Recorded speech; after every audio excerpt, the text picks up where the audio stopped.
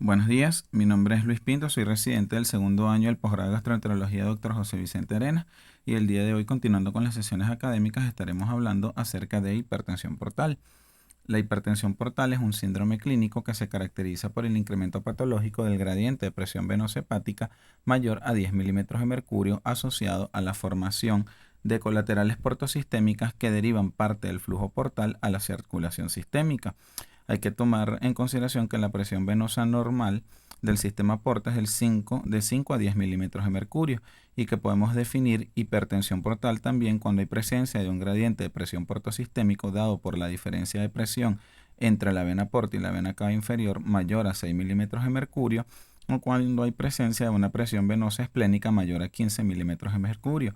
Y hablamos de hipertensión portal clínicamente significativa cuando el gradiente de presión venosa hepática es mayor a 10 milímetros de mercurio o hay presencia de complicaciones como varices esofágicas, sangrado varicial o ascitis.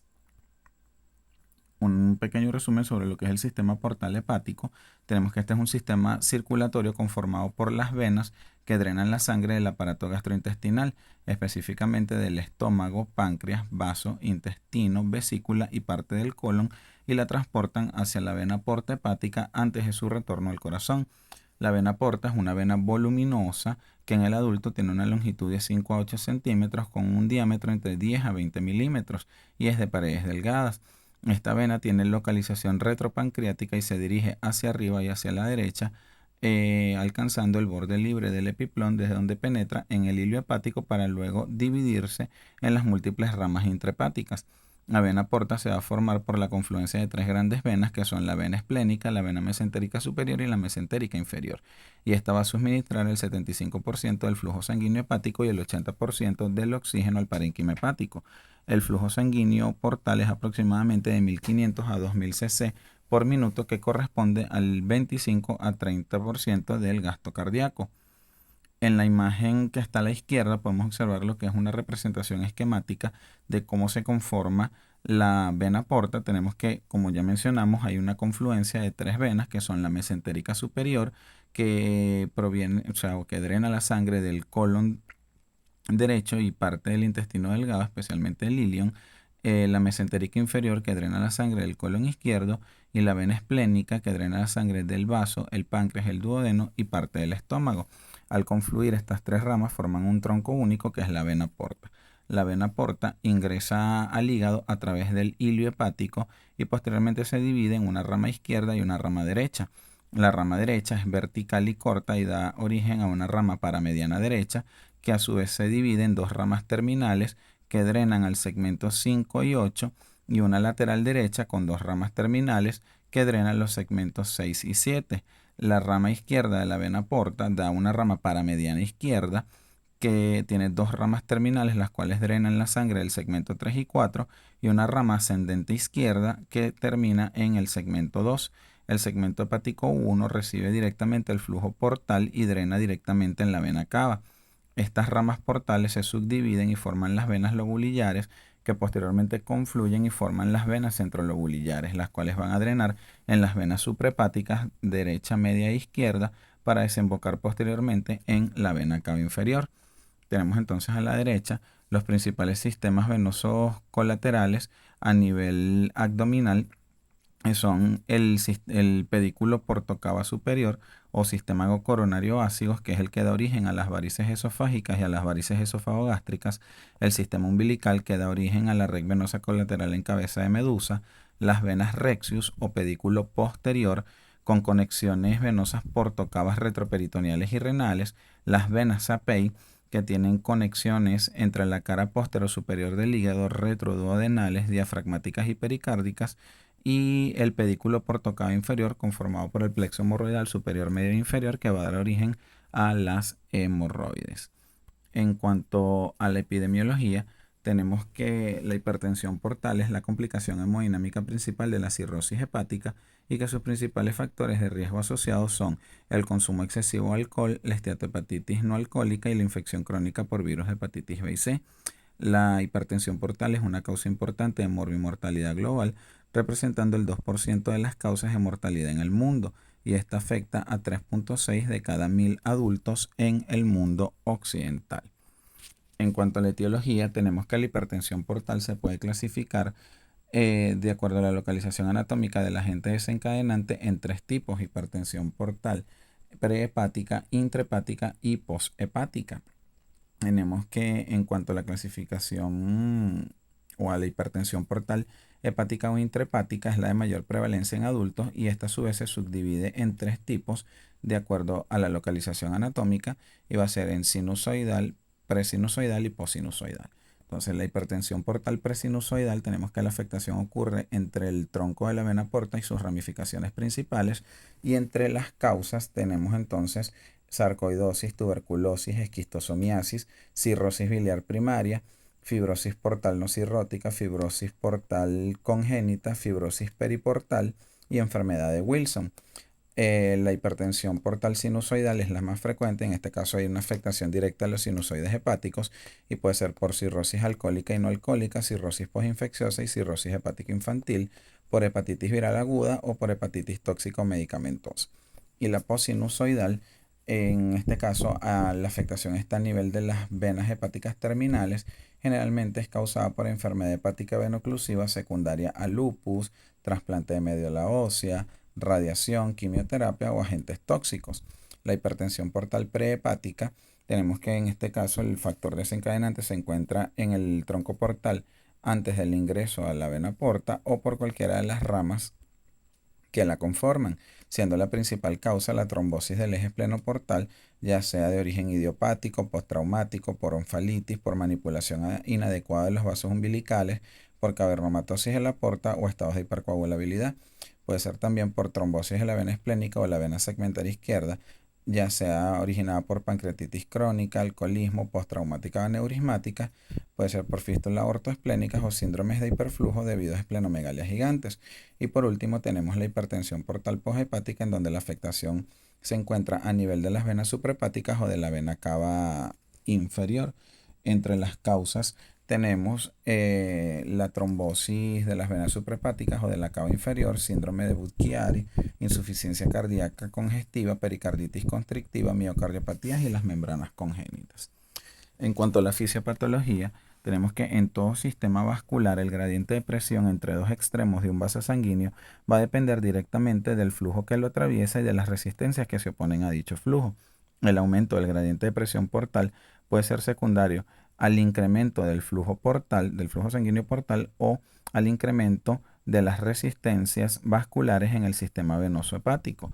Generalmente, el aumento de la resistencia, que puede ocurrir a nivel prehepático, intrahepático o poshepático, constituye el mecanismo de iniciación de la hipertensión portal. Debido a este aumento de la resistencia, se genera un incremento del flujo venoso portal, lo que contribuye no solo al desarrollo, sino a la perpetuación de la hipertensión portal. Este aumento del flujo se produce secundariamente a una marcada vasodilatación esplácnica, que es consecuencia de la liberación excesiva de sustancias vasodilatadoras endógenas de origen ya sea endotelial, neural y humoral, siendo la principal el óxido nítrico.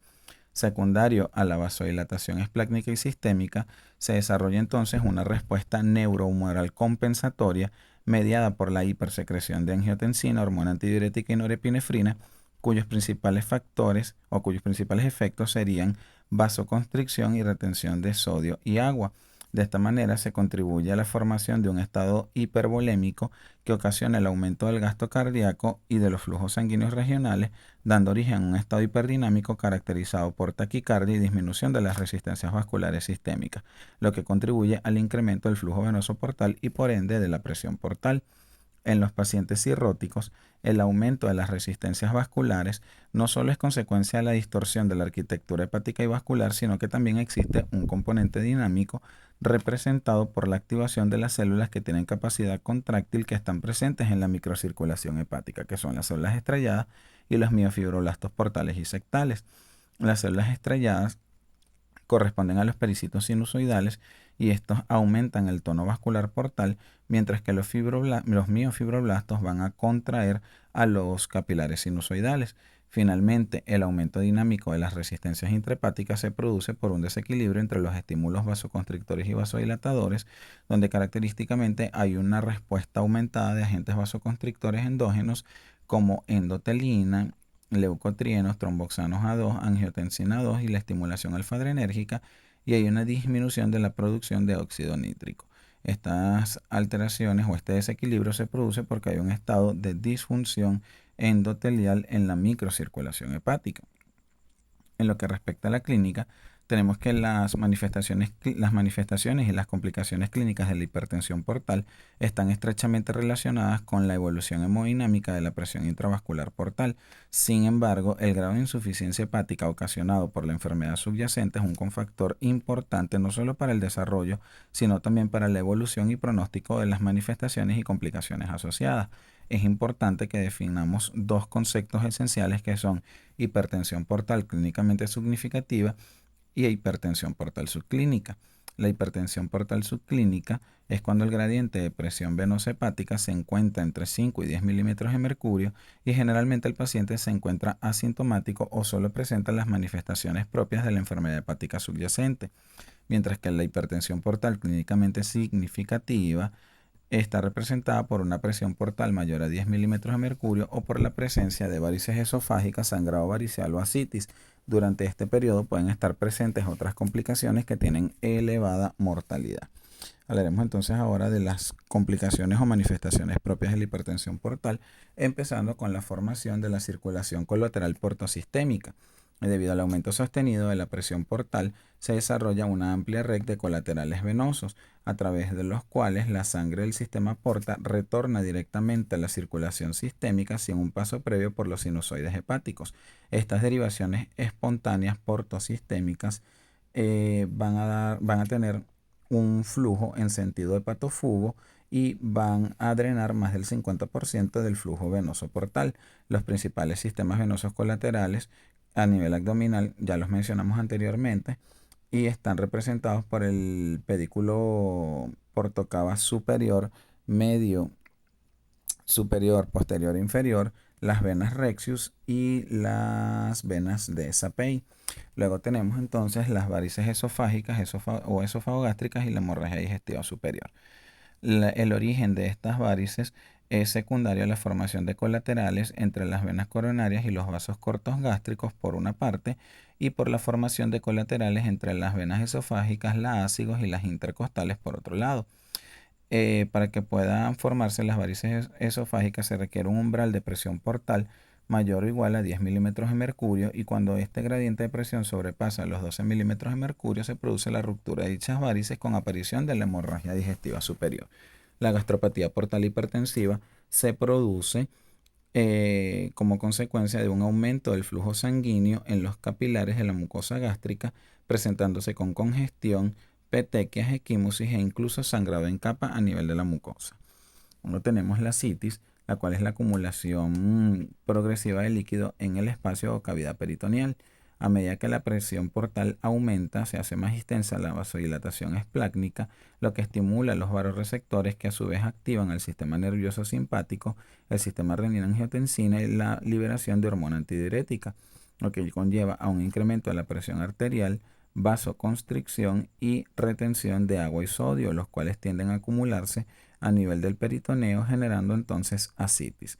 Adicionalmente, el aumento de la presión intravascular en el sistema linfático, hepático, retroperitoneal y mesentérico aumenta entonces la transudación y acumulación de líquido en el espacio peritoneal. La presencia de ascitis o la ascitis suele ser más frecuente en las formas de hipertensión portal sinusoidal, postsinusoidal y poshepática, y es menos frecuente en la hipertensión portal presinusoidal y en la prehepática. Luego tenemos el síndrome hepatopulmonar, el cual es ocasionado por una disminución del tono vascular pulmonar, lo que conlleva una disociación sobre la difusión-perfusión, causando un estado de hipoxemia severa sin presencia de enfermedad cardiorrespiratoria previa. Este se va a manifestar con disnea, hipocretismo digital, platicnea y ortodeoxia, y puede estar asociado o no a hipertensión portopulmonar, que se define por el aumento de la resistencia vascular pulmonar en el territorio arteriolar, asociado siempre a hipertensión portal.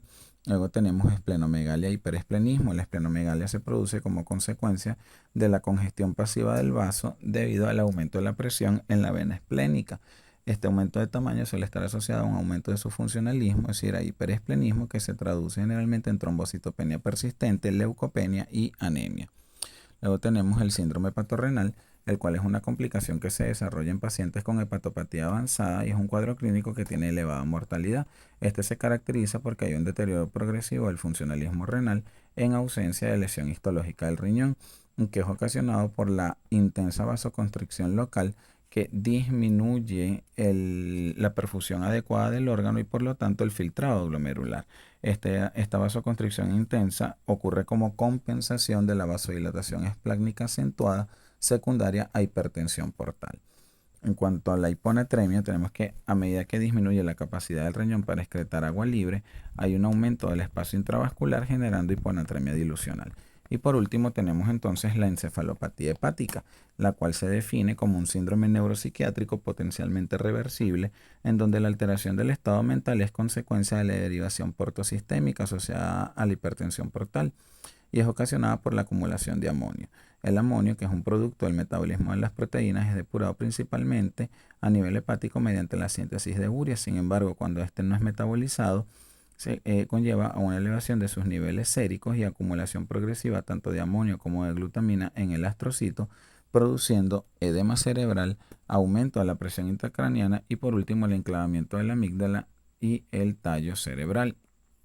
En cuanto al diagnóstico, tenemos que la medición de la presión portal es el método más fidedigno para el diagnóstico de esta patología y se puede realizar mediante técnicas invasivas y no invasivas. Entonces, entre las técnicas invasivas tenemos lo siguiente: el cateterismo percutáneo de la vena porta, que se puede realizar mediante punción transhepática portal o mediante punción transhepática por vía yugular.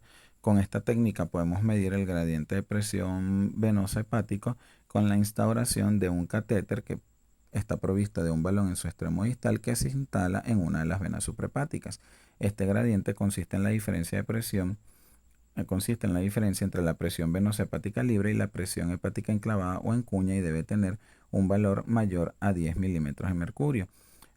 Para poder realizar la medición de este gradiente, una vez que se instala el catéter en la vena suprahepática, se insufla el balón hasta obstruir el flujo de la vena suprahepática y la presión que se obtiene posterior a la obstrucción al flujo es la presión en cuña. Posteriormente se desinfla el balón y la presión obtenida con la restitución del flujo es la presión hepática libre. Otra de las técnicas invasivas es la panangiografía hepática, que es una técnica de radiología intervencionista que consiste en la realización de una angiografía hepática, portografía indirecta y venografía de las suprahepáticas. Esta técnica define características anatómicas de dirección y flujo, no solo del sistema portal, sino también de sus colaterales. Y aparte permite la medición de la presión de las venas suprahepáticas, lo que permite por lo tanto la medición del gradiente de presión venoso hepático. Por último tenemos entonces la gastroscopia, que es un estudio de alta relevancia en la evaluación de los pacientes con hipertensión portal ya definida, dado que este va a evaluar la presencia de varices esofágicas o esofagogástricas o de gastropatía portal hipertensiva y la presencia de signos predictores de hemorragia como son el tamaño pericial y los signos rojos, y en caso de sangrado activo nos permite identificar el origen del sangrado y aplicar la terapéutica. Entre los métodos no invasivos tenemos entonces la elastografía transitoria o FibroScan, la cual evalúa el grado de rigidez del parénquima hepático, y múltiples estudios han presentado una buena correlación de esta técnica con la medición del gradiente de presión portal. Sin embargo, todavía se encuentra en estudio su utilidad en lo que es la evaluación y diagnóstico de este cuadro clínico. Y por último tenemos la ecografía convencional y Doppler.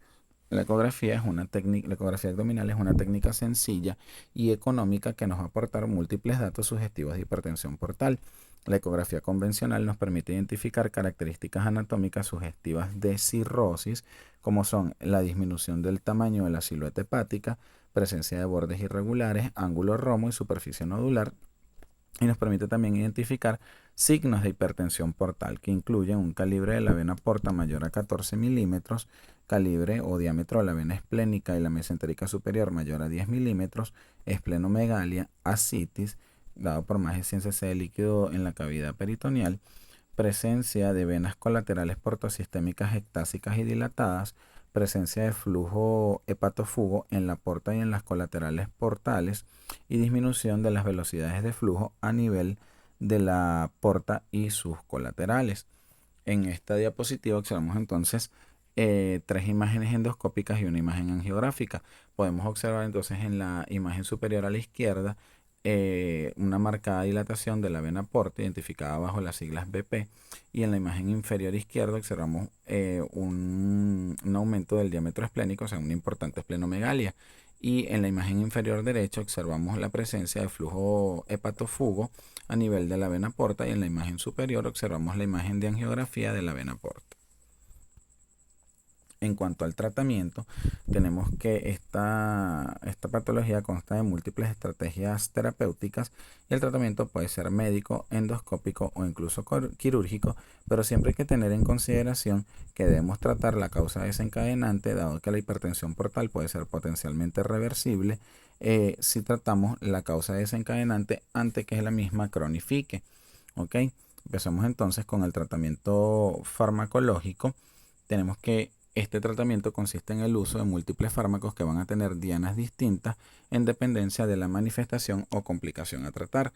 Se recomienda entonces el uso de beta bloqueantes no selectivos como propanolol, nadolol y más recientemente el uso de carvedilol, dado que estos fármacos disminuyen la poscarga o gasto cardíaco como efecto beta 1 y generan vasoconstricción arteriolar esplácnica con disminución del flujo y la presión portal, y este es el efecto beta 2. De esa manera, como ya dijimos, disminuyen la presión a nivel de las varices y por lo tanto evitan el sangrado digestivo. Se recomienda además el uso de diuréticos como espironolactona para el manejo inicial de la ascitis, pudiendo agregarse en casos de poca respuesta diuréticos de asa como furosemida o incluso albúmina. Los vasoconstrictores esplácnicos como vasopresina y terlipresina son usados para el tratamiento de la hemorragia de origen varicial y el síndrome patorrenal. La somatostatina y sus análogos se deben utilizar siempre en infusión continua, y estos disminuyen el gradiente de presión venosa hepática y por lo tanto disminuyen la presión a nivel de las varices esofágicas y son una alternativa para el tratamiento de la hemorragia digestiva superior. En caso de peritonitis bacteriana, infecciones bacterianas o como profilaxis de la sobreinfección en hemorragia digestiva, se deben iniciar antibióticos que tengan cobertura contra gérmenes gram negativos entéricos. En casos de encefalopatía hepática se acepta el uso terapéutico de lactulosa y rifacimina. Con respecto al tratamiento endoscópico, en casos de la hemorragia digestiva superior, este se puede realizar a través de ligaduras o escleroterapia o mediante la inyección de sustancias adhesivas como cianocrilato. El uso de balones solo se acepta como terapia de rescate en sangrado masivo y se recomienda que es una medida terapéutica temporal. Luego tenemos entonces los TIPS, que son los métodos invasivos o derivativos percutáneos, y el TIPS realmente corresponde a unas siglas que significan shunt portosistémico transyugular intrahepático. Estos son stents que se encuentran dentro del parénquima, que fueron insertados a través de la vena yugular por control radiológico, en donde el catéter instalado crea una conexión entre la vena hepática y el sistema porta como un shunt lateral. Esta técnica ha mostrado un 90% de éxito en lo que es la descompresión de la circulación portal. Este tratamiento está planteado en pacientes con Child-Pugh A o B o incluso en pacientes Child-Pugh C como una alternativa puente al trasplante hepático. Las contraindicaciones absolutas para el TIP son la insuficiencia cardíaca derecha, enfermedad poliquística hepática, insuficiencia hepática avanzada con encefalopatía crónica, y entre sus contraindicaciones relativas están la infección activa, trombosis portal, tumores hepáticos hipervasculares y la dilatación importante a la vía biliar. Por último tenemos entonces el tratamiento quirúrgico dado o determinado por las cirugías derivativas portosistémicas, las cuales disminuyeron su incidencia después de la aparición de los TIPS, y estos generalmente se realizan en pacientes con hemorragia digestiva superior refractaria al TIPS, en pacientes en donde el procedimiento percutáneo es técnicamente imposible o incluso en pacientes Child-Pugh B o C como terapia puente hasta el trasplante hepático. Hay que tratar de que el paciente que va a ser sometido a una derivación quirúrgica tenga una función hepática lo suficientemente preservada y no presente complicaciones derivadas del sangrado o del procedimiento endoscópico. La presente diapositiva tiene entonces resumidos los procedimientos quirúrgicos utilizados en el tratamiento de la hipertensión portal y de sus complicaciones, y divididos entonces en los procedimientos derivativos portosistémicos, ya sean totales, parciales o selectivos, y los procedimientos no derivativos, que pueden ser directos o indirectos, y por último el trasplante hepático. Estaremos hablando ahora acerca de hemorragia digestiva superior de origen varicial. Esta es la hemorragia digestiva que se ocasiona por la ruptura de varices esofagogástricas, varices ectópicas o por gastropatía hipertensiva portal. Es la principal complicación de la cirrosis hepática y está asociada a una elevada mortalidad, además que puede actuar como un factor desencadenante de otras complicaciones importantes como infecciones bacterianas y síndrome patorrenal. Las varices esofágicas están presentes en un 50% de los pacientes con cirrosis al momento del diagnóstico, y en los pacientes sin varices la incidencia anual del desarrollo es de aproximadamente 6%. La formación de varices esofagogástricas está en correlación directa con la gravedad de la enfermedad hepática, observando por ejemplo que los pacientes con cirrosis hepática en clase Child-Pugh A presentan en el 40% de los casos varices esofágicas, mientras que los pacientes Child-Pugh C, en el 85% de los pacientes va a estar presente las varices esofágicas. En cuanto a la fisiopatología, tenemos que el desarrollo de las varices ocurre cuando el aumento del gradiente de presión portal supera el valor umbral de 10 milímetros de mercurio. Una vez formada la progresión de varices pequeñas a varices grandes, va a ocurrir a un ritmo anual de 12%. La ruptura de las varices se produce cuando la tensión de la pared supera un punto crítico o punto de ruptura, el cual se alcanza cuando hay un aumento de la presión intravaricial debido al aumento del gradiente de presión venoso hepático por encima de los 12 milímetros de mercurio. De igual forma hay que tomar en consideración dos factores importantes, que son el grado de dilatación de las varices y el nivel de adelgazamiento de su pared, dado que estos factores facilitan la ruptura de la pared varicial y por lo tanto favorecen el sangrado digestivo. Por lo tanto, el riesgo de hemorragia es mucho mayor en pacientes con varices grandes y con signos rojos. La incidencia del primer sangrado es variable, y en los pacientes sin varices el riesgo de sangrado es aproximadamente 2% anualmente, incrementándose a 5% en pacientes con varices pequeñas y en 15% por año en pacientes con varices grandes. En lo que respecta a la gastropatía portal hipertensiva, esta es secundaria al aumento del flujo sanguíneo en los capilares de la mucosa gástrica, lo que conlleva a una ectasia de los vasos mucosos y submucosos en forma difusa. La gastropatía portal está presente en el 95% de los pacientes cirróticos, especialmente aquellos que cursan con varices esofágicas grandes, y es muy rara observarla en la hipertensión portal de origen no cirrótico. La gastropatía portal hipertensiva ocasiona sangrado digestivo en el 15 a 40% de los pacientes cirróticos. En cuanto a las manifestaciones clínicas, tenemos que la hemorragia varicial se manifiesta principalmente en forma de hematemesis roja rutilante con presencia o no de coágulos de cantidad moderada o abundante, que generalmente se autolimita en el 40-50% de los casos, pudiendo estar asociadas a náuseas, dolor abdominal y signos de bajo gasto. De igual forma, esta se puede presentar en forma de melena, ya sea asociada o no a hematemesis, o como hemorragia de tránsito acelerado, la cual ocurre cuando la pérdida hemática es mayor o igual a 1000 cc, presentándose en forma de hematoquexia o rectorragia asociada a inestabilidad hemodinámica franca. El sangrado varicial puede estar asociado a complicaciones importantes como son encefalopatía, disfunción renal, trastornos hidroelectrolíticos e infecciones, siendo la principal la neumonía por broncoaspiración, especialmente en los pacientes que tienen alteraciones relevantes del nivel de conciencia.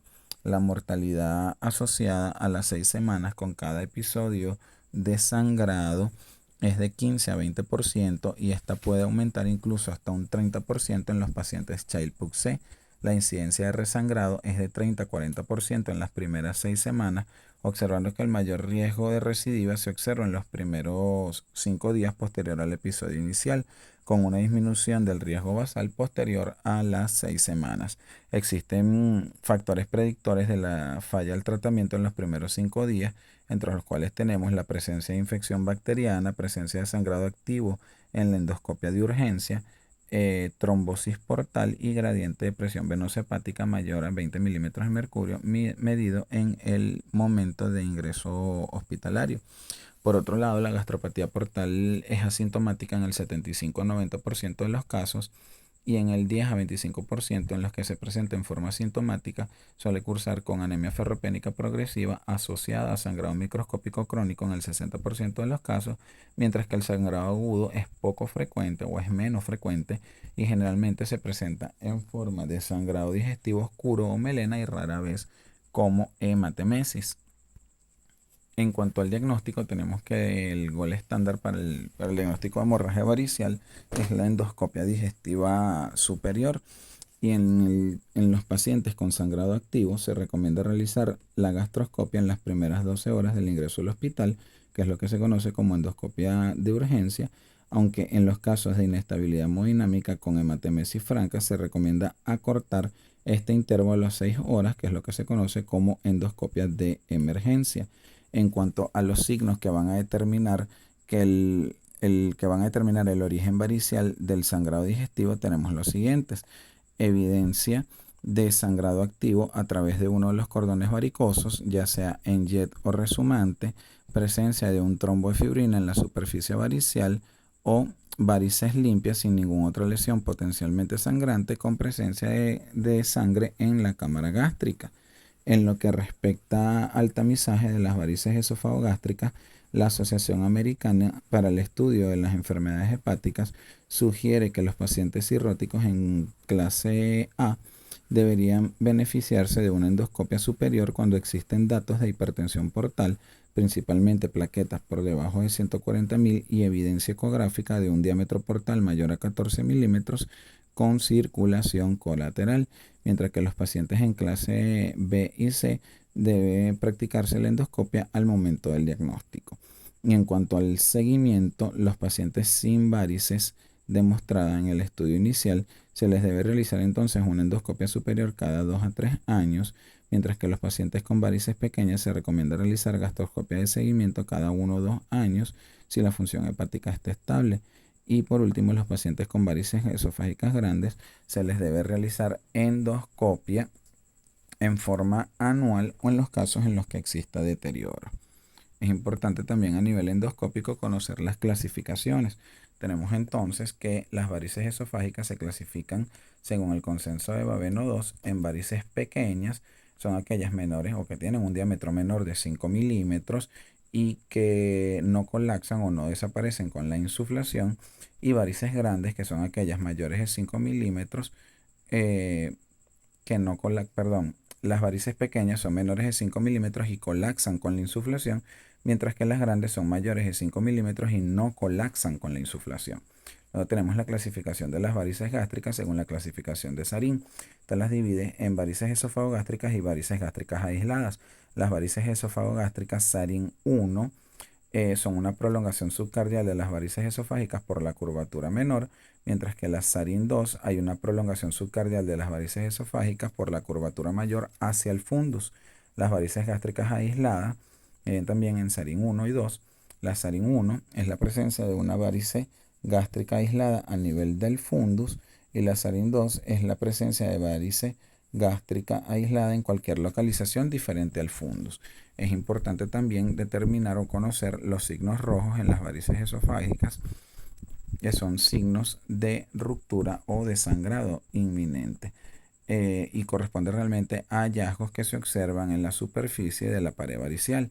Entre estos tenemos los puntos cereza o cherry spots, los cuales son imágenes circulares planas de color rojizo y de pequeño tamaño que se observan en la superficie varicial.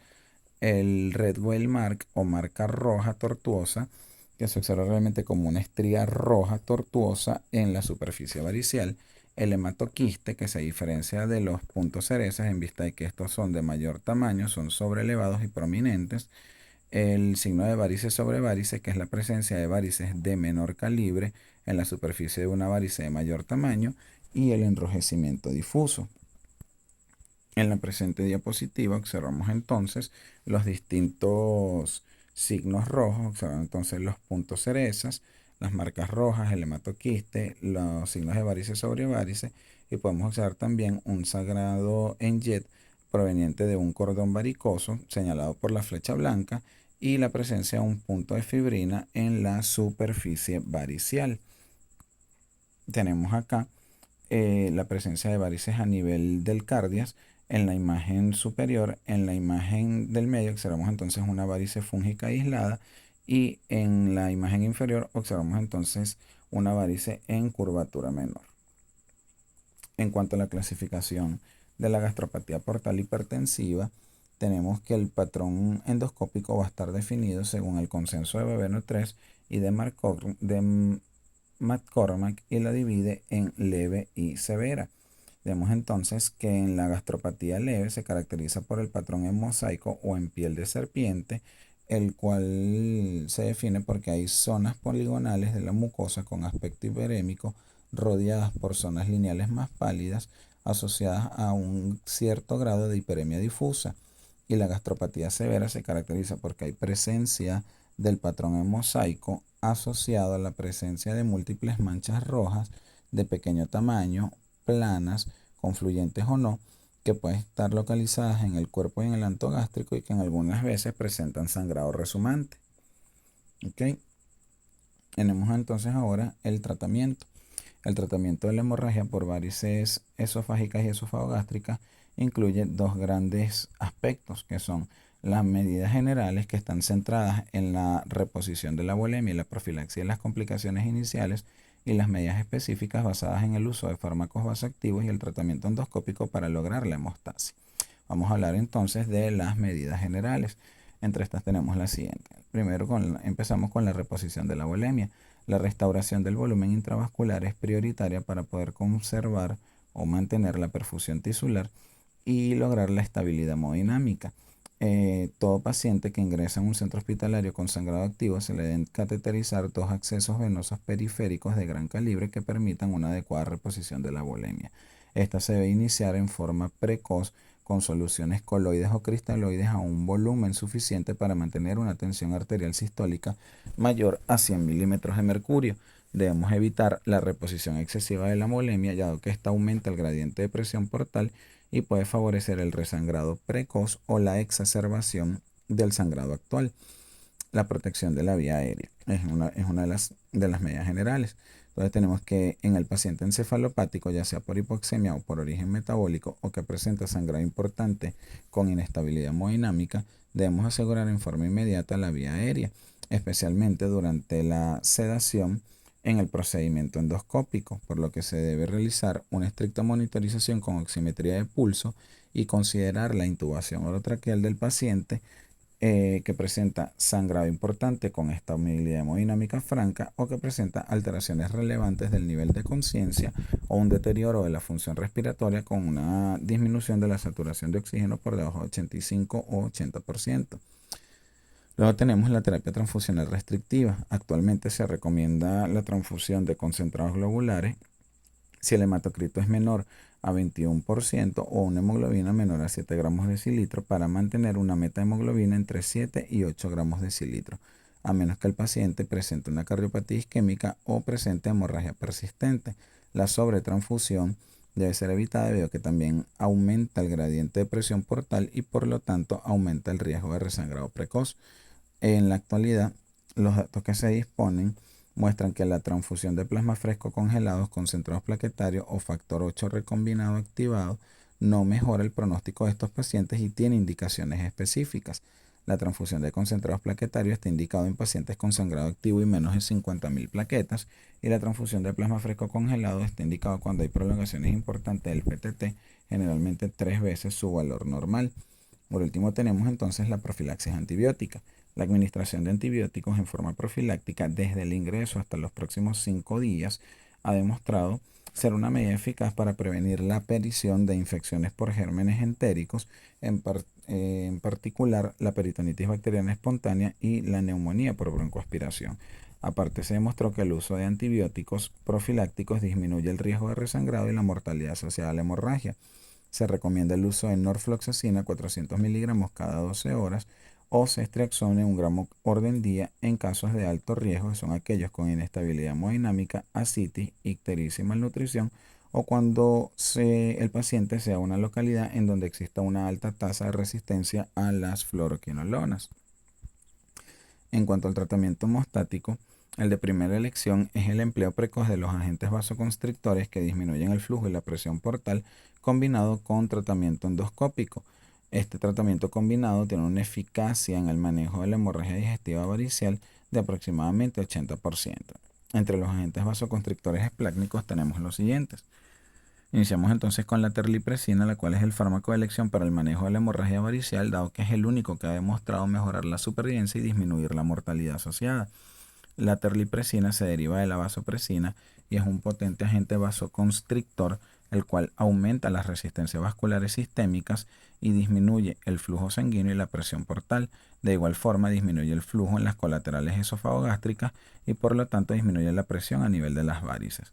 El efecto adverso más frecuente es el dolor abdominal y puede presentar efectos adversos graves en menos del 3% de los casos, caracterizados por hiponatremia severa, cardiopatía isquémica y periférica de nuevo, por lo que está contraindicado en pacientes con cardiopatía isquémica y vasculopatía periférica previa. Esta se administra en bolos iniciales de 2 miligramos cada 4 horas por 48 horas y después de lograr una adecuada hemostasia se mantiene por 72 horas a la mitad de la dosis, es decir, 1 miligramo cada 4 horas, con la finalidad de prevenir la recidiva hemorrágica precoz. La somatostatina es una hormona endógena que inhibe la secreción de hormona de crecimiento y de la mayoría de las hormonas vasodilatadoras gastrointestinales. Por este mecanismo causa indirectamente vasoconstricción esplácnica selectiva y disminuye el flujo sanguíneo y la presión portal con pocos efectos sistémicos. Se debe iniciar su tratamiento con un bolo de 250 miligramos seguido de una infusión de 250 miligramos hora hasta lograr un periodo de 24 horas libre de sangrado, o preferiblemente se debe mantener durante 5 días para evitar el resangrado precoz. El bolo inicial de 250 miligramos puede ser repetido en la primera hora hasta 3 veces en caso de sangrado persistente. Los efectos secundarios de la somatostatina suelen ser leves y se caracterizan por náuseas, vómitos e hiperglicemia en el 30% de los pacientes.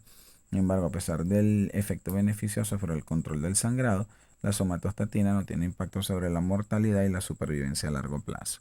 Por último, tenemos entonces el octreotide, vapreotide y lanreotide, los cuales son análogos sintéticos de la somatostatina con una vida media más prolongada y que retienen partes de sus efectos farmacológicos, especialmente la inhibición de la secreción de los péptidos vasodilatadores gastrointestinales. Se recomienda administrar un bolus inicial de 50 microgramos seguido de una infusión continua a dosis de 25 a 50 microgramos hora. Igualmente, este se mantiene durante 5 días para prevenir el resangrado precoz, pero no está asociado a una disminución de la mortalidad ni a una mejoría de la supervivencia. En cuanto al tratamiento endoscópico, tenemos que la terapia endoscópica está ampliamente recomendada en todo paciente con sangrado varicial agudo. Y se plantean dos estrategias terapéuticas principales, que son la ligadura con banda elástica o el uso de agentes esclerosantes. La ligadura endoscópica de las varices esofágicas mediante bandas elásticas es la técnica de elección para el manejo de la hemorragia digestiva varicial debido a su mayor eficacia y menor riesgo. Esta técnica disminuye francamente el riesgo de resangrado y la mortalidad. En este procedimiento se estrangulan los cordones varicosos mediante la aplicación de bandas elásticas en la superficie varicial. Habitualmente se colocan de 5 a 6 bandas por sesión. Estos procedimientos o estas sesiones de ligadura se realizan en sentido distal a proximal y en forma helicoidal o espiral, ligando las varices de mayor tamaño y las que presentan los signos de sangrado inminente. Las sesiones de ligadura se deben realizar cada 3 a 4 semanas hasta que se obliteren las varices y usualmente se requieren de 3 a 4 sesiones. La escleroterapia consiste en la inyección intravaricial o paravaricial de un agente esclerosante como polidocanol al 1 o 2% y etanolamina al 5%. Este se utiliza en los casos en los que la ligadura no sea técnicamente posible, como es el caso de varices de pequeño tamaño o imposibilidad técnica para succionar la varice por el endoscopio.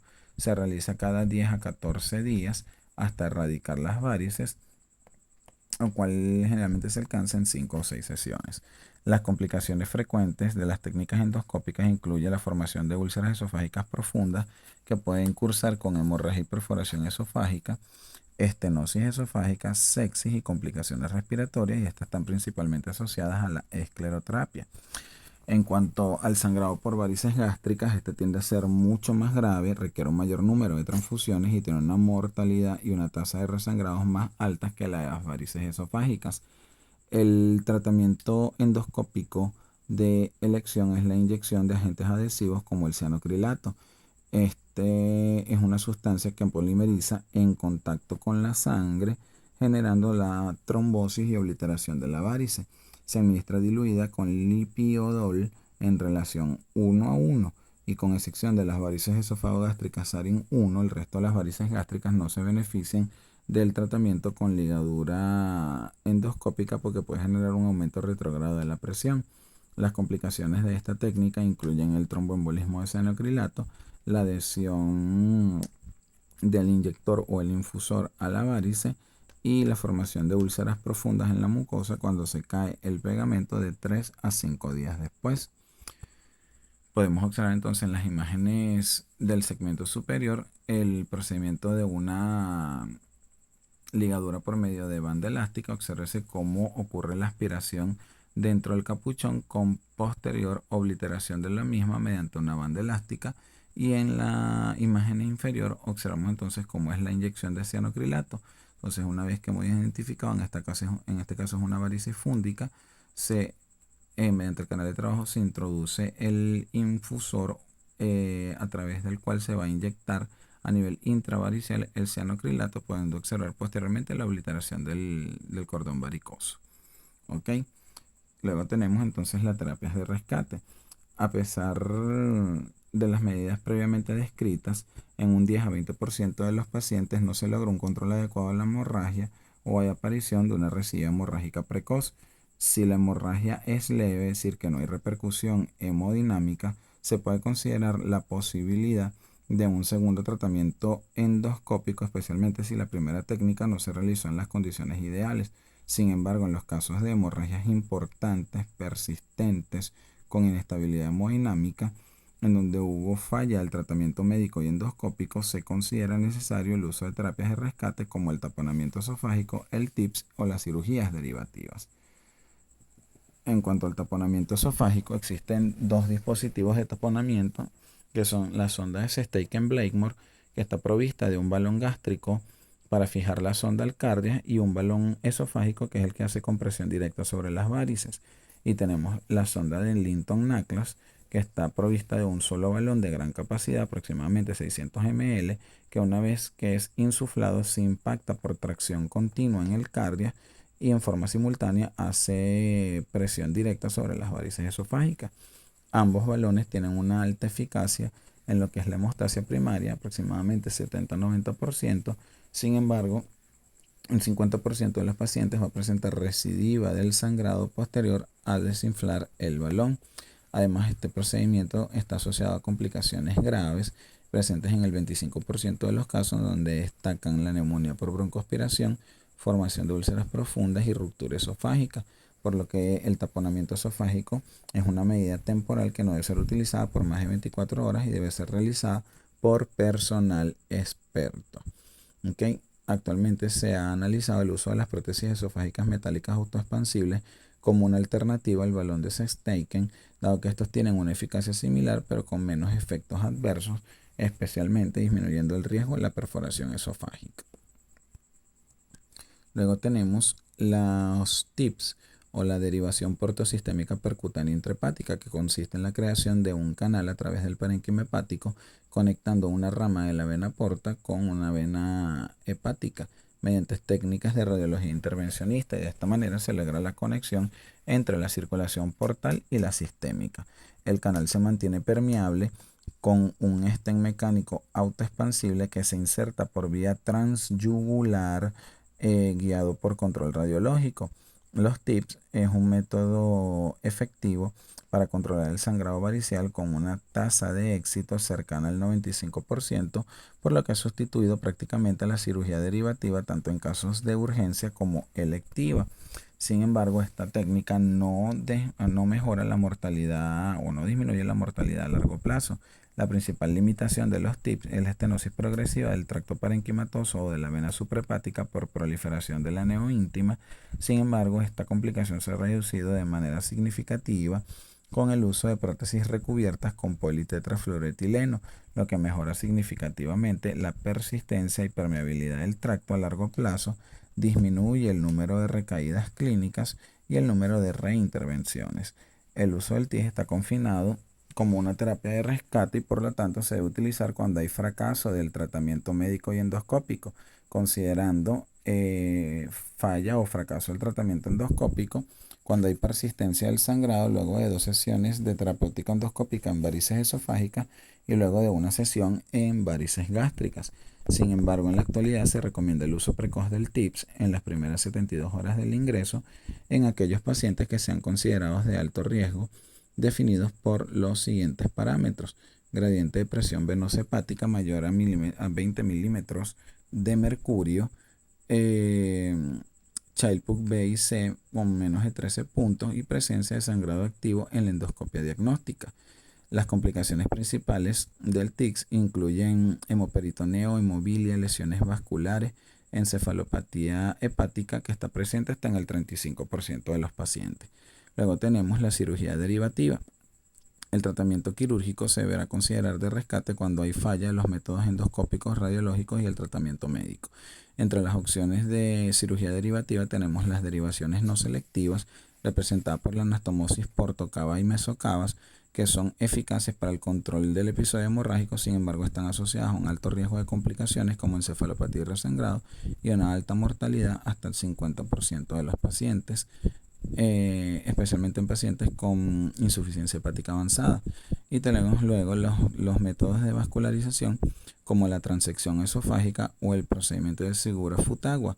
Esto es un procedimiento de vascularización esofágica, sin embargo tiene mayor riesgo de recidivas tardías y menor incidencia de encefalopatía. El presente entonces es un algoritmo que define entonces cómo debe ser el manejo de la hemorragia digestiva de origen varicial.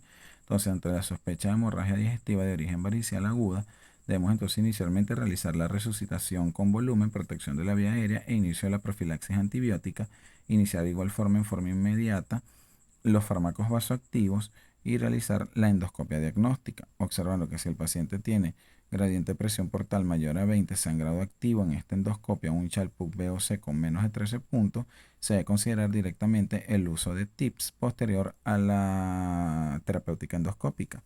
¿Okay?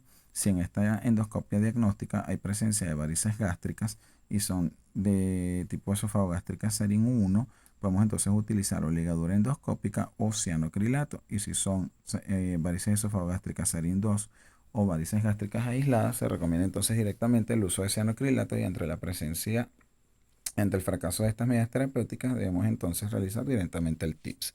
En los casos de varices esofágicas, podemos entonces realizar de elección la ligadura endoscópica, pudiendo realizar también la escleroterapia. Si se logra el control del sangrado, mantenemos los fármacos vasoactivos durante 2 a 5 días más profilaxis secundaria.